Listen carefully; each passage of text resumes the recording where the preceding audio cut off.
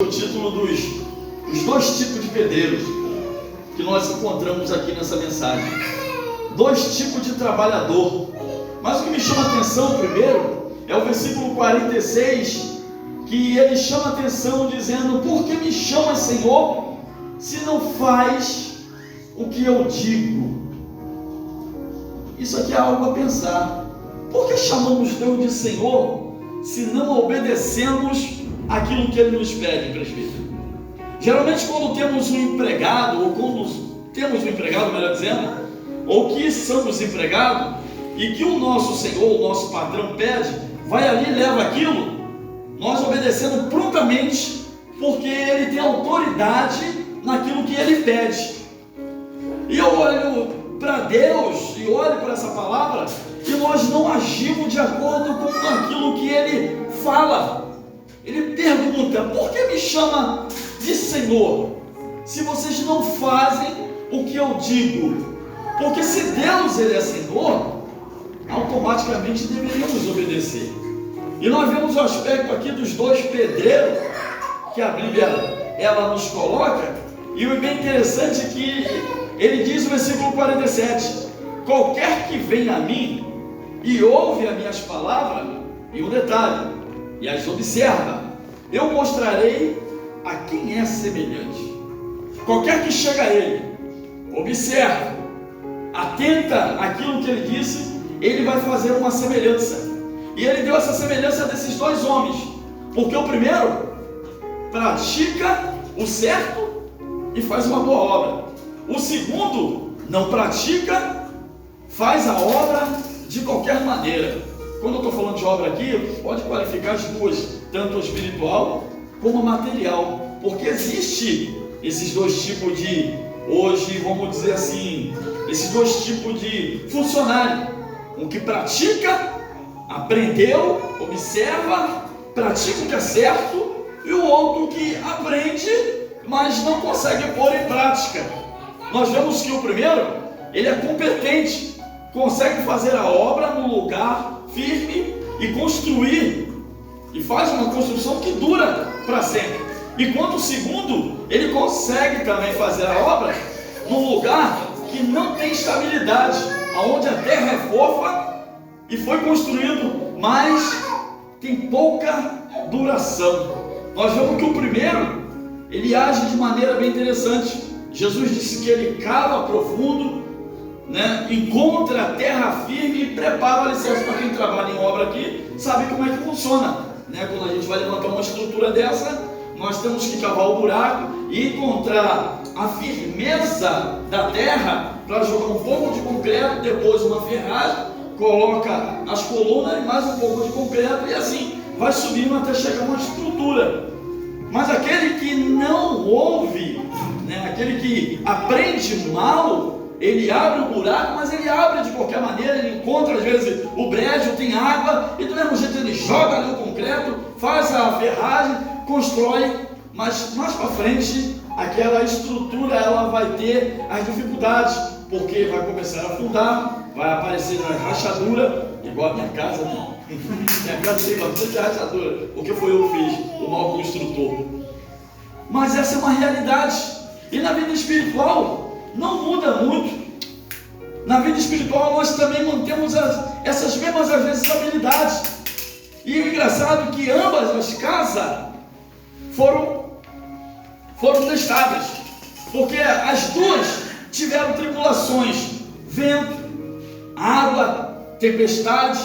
As duas casas passaram por problemas, mas uma das casas manteve-se sustentada, porque houve um bom trabalho, e a outra casa passou por dificuldade, e a Bíblia diz que veio a queda.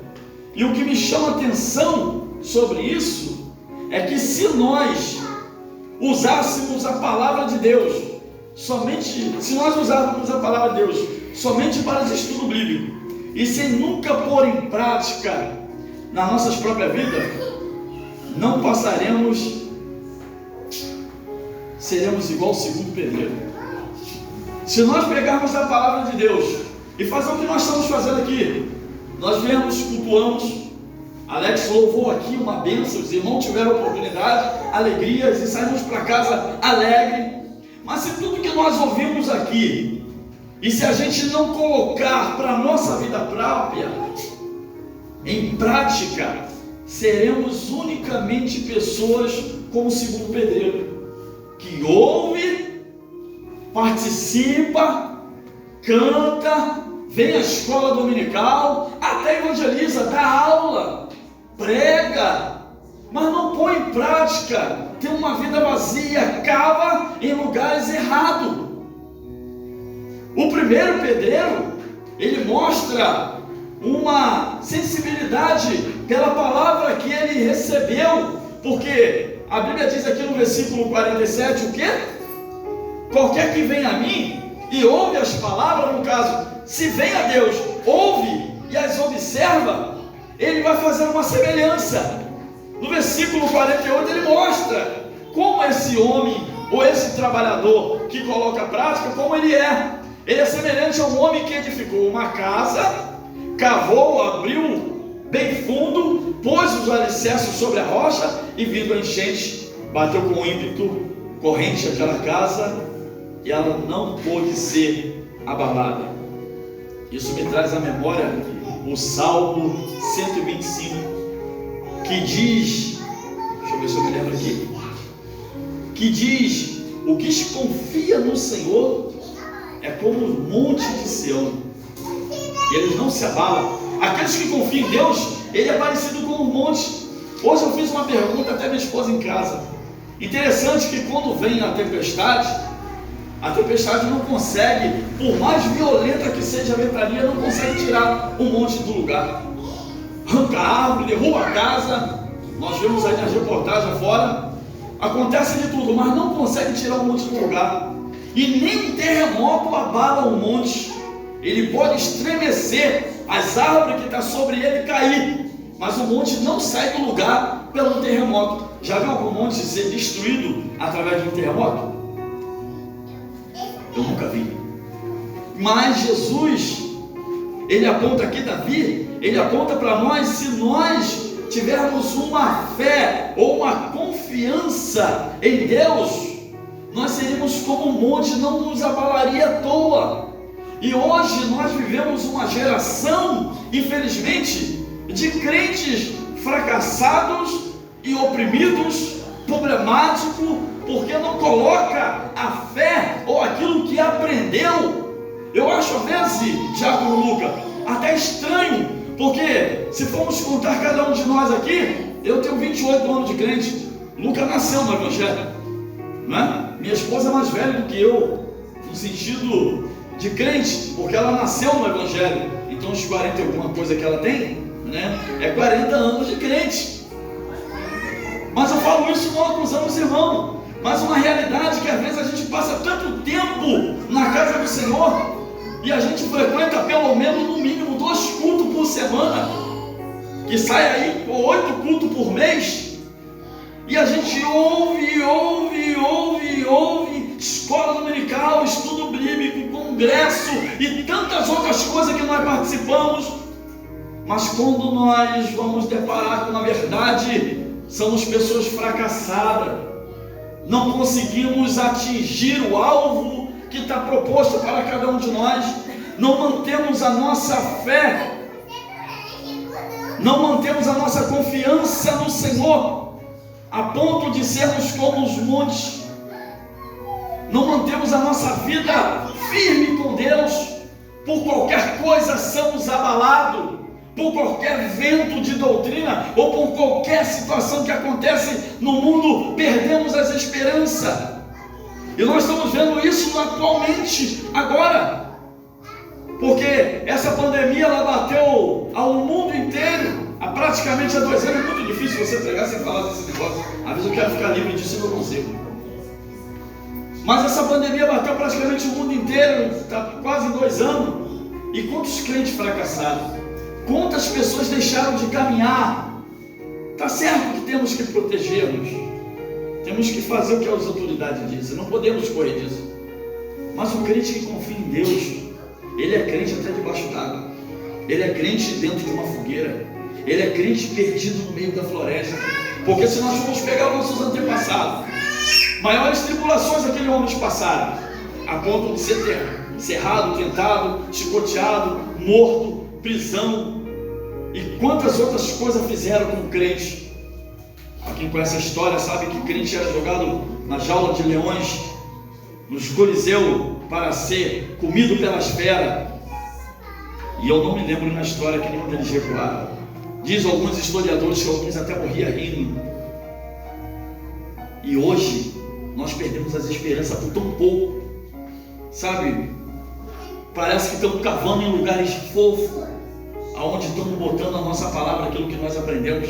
Não criamos alicerce para chegar ao conhecimento de Deus, para nós sairmos daqui como vitorioso, porque a Bíblia declara em Romanos, no capítulo 2, que nós devemos nos portar varonilmente. Isso significa que devemos nos colocar, nos apresentar como pessoas vitoriosas, e no entanto nos apresentamos muitas das vezes fracassados.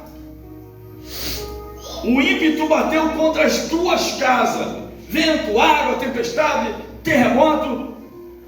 Uma permaneceu, mas a outra caiu. E a Bíblia também diz em Efésios capítulo 6, versículo 13, que diz que a gente tem que tomar toda a armadura de Deus para poder o quê? Resistir no dia mau. O crente, ele não vive de oba-oba. A nossa vida não é como alguns falam por aí, somente de alegria. Porque existem alguns pregadores aí: você é menina dos olhos de Deus, tudo é de bom para você, o teu bolso vai encher de dinheiro, as portas vão se abrir e a janela do céu, sabe? E promete riqueza, carros, apartamento. Eu era fracassado, cachaceiro, miserável, e de repente aceitei Jesus e hoje eu tenho 28 apartamentos, uma conta bancária. A vida real não é essa. Nós temos que estar preparados para o dia mau, temos que estar preparados para as perseguições, para as injúrias, para às vezes um problema no casamento, às vezes um problema com o filho. Eu costumo dizer, irmão, que eu não relaxo. Eu brinco até muito com a minha irmã, quando eu vou na casa dela, e eu falo que a gente, quando se torna pastor, a gente não relaxa, presbítero. Eu relaxo em casa, ou às vezes quando eu estou entre roda de amigos, quando eu estou com meu amigo Alex ou Luca, então a gente brinca com a Sol, Davi, e às vezes até uma bobeirinha entre nós, mas quando eu saio da presença deles, eu tenho que manter aquela posição. E eu lembro que uma vez, eu contei isso em casa, que eu fui em Saquarema, estava trabalhando, olhei para um lado, olhei para o outro, sol quente, eu tirei a roupa, dei uma mergulhada. Quando eu saí da água, alguém passou: pastor! Eu falei: miserável, nem longe eu consigo me esconder. Aí fiquei todo envergonhado, saí, botei a roupa, entrei no caminhão, meti o pé.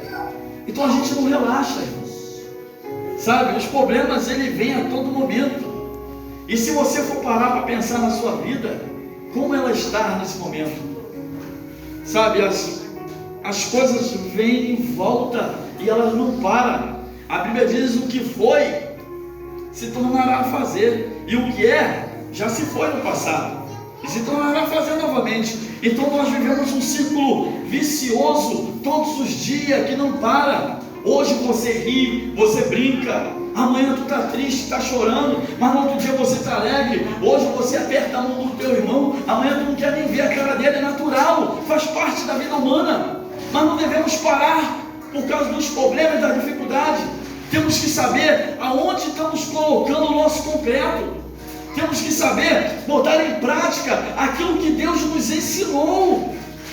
E Ele faz uma semelhança de um homem bom. O que pratica é aquele que edifica, ele cava, ele abre, ele vai fundo, ele prepara o alicerce, ele procura a terra firme, até achar o momento dele fincar os seus pés na rocha.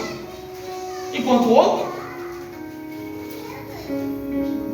ele ouve, mas ele não pratica. É o homem que edifica a sua casa sobre terra, sem alicerce, o qual também bate com ímpeto a corrente, logo cai. E o interessante é que ele diz que é grande a ruína daquela casa. existiu um rei, e esse rei ele passou por uma dificuldade. Ele fez uma grande festa, o livro de Daniel conta isso. Beltesazar, eu acho que é esse mesmo, filho de Namorito. Ele fez uma grande festa, e ele, para querer se apresentar diante dos seus convidados, o seu pai, o seu avô, melhor dizendo, Nabucodonosor, tinha pegado os utensílios de Jerusalém, mas ele respeitava, estava guardado os utensílios, porque pertencia à casa do Senhor. E ele mandou buscar as taças, bacia de ouro, e ali preparou o vinho e deu aos seus convidados.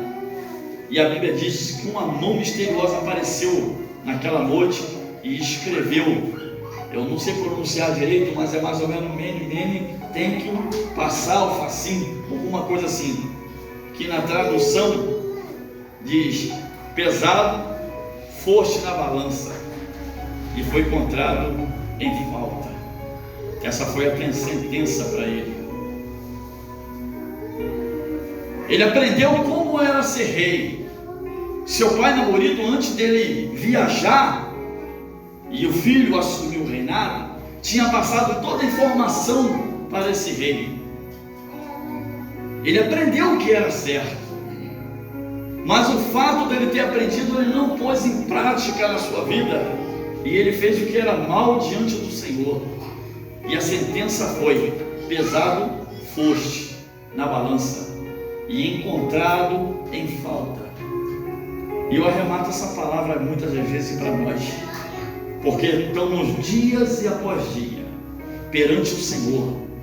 Nós oramos, nós jejuamos, nós buscamos a Deus, nós vivemos uma vida santa diante de Deus, ou aparentemente vivemos, tentamos fazer alguma coisa, e toda vez que somos pesados, nos encontramos em falta, não nos encontramos da maneira certa, porque ouvimos, observamos, né? Porque observar é diferente, vocês estão me ouvindo, mas quando eu falo lê aí, vocês vão abrir e vão procurar, então vão observar, vai estudar. Então nós ouvimos, observamos, mas muitas das vezes não oramos, não pomos em prática aquilo que o Senhor tem nos ensinado. E por isso é o motivo de muitas das nossas derrotas, é o motivo dos nossos fracassos, é o motivo dos nossos anseios. Às vezes é o motivo ruim do nosso casamento estar ruim, é o motivo dos nossos filhos ser tão rebeldes, é o motivo das vezes a gente estar numa porta de emprego e viver naquele emprego assim que nos mantém aprisionados. A gente não quer aquilo, mas é obrigado porque tem que levar o alimento para casa. E às vezes a gente para pensar, mas por que isso está acontecendo comigo? Da onde está vindo tanta dificuldade? É porque não sabemos cavar, e a balança está sempre contra nós. Mas quando nós, presbítero Alex, colocamos em prática aquilo que o Senhor nos ensina, a tendência, mesmo que o dia mal venha, como diz o Efésios, é você permanecer, porque antes do dia mal, ele diz o que? Tomai a armadura.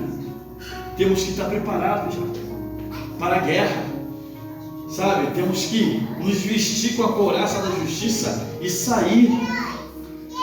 E muitas das vezes a igreja atual, ela está muito defensiva, ela só se defende, mas a Bíblia diz que nós temos que ter espada. A espada ela defende, mas ela ataca também. A igreja foi chamada para ir avante. A palavra igreja, eclésia, quer dizer, é o tirado para fora.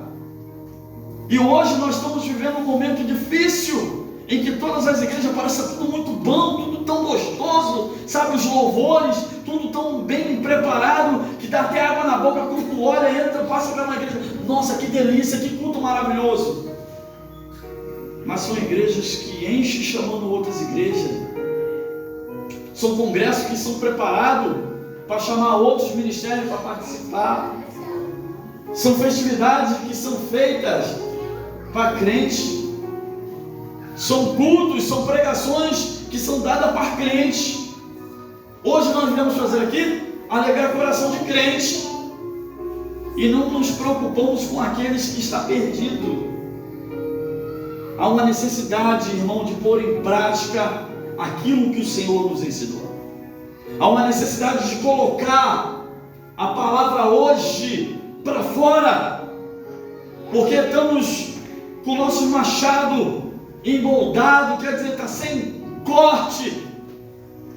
E a Bíblia diz, Eclesiastes capítulo 10, versículo 10 diz que se o ferro estiver emboldado, quer dizer, estiver sem fio, se deve pôr mais força. Mas a sabedoria diz, a Bíblia, que ela é apta para decidir. O que Salomão quis dizer com isso?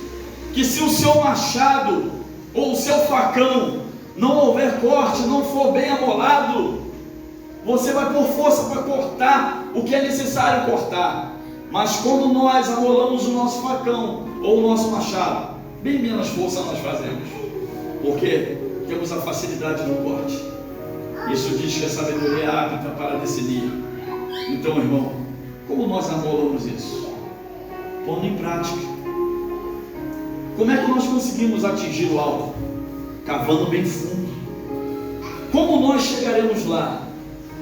Buscando terra firme, para pôr os nossos pés.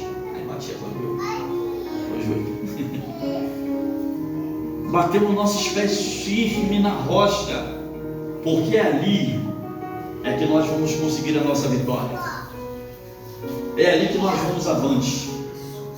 Deus, Ele quer de cada crente nessa noite que ponha em prática aquilo que o Senhor tem nos ensinado.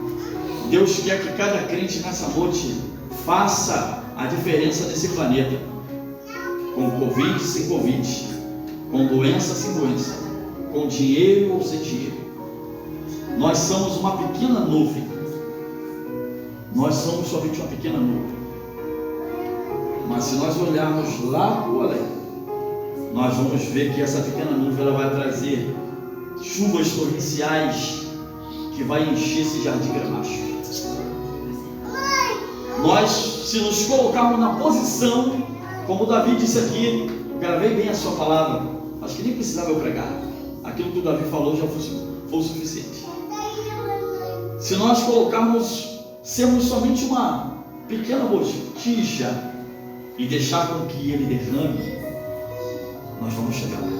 Aleluia. Nós vamos invadir. Glória a Deus. Tem até um hino aí, né? Eu fui no terreno do inimigo e roubei o que roubou? Não.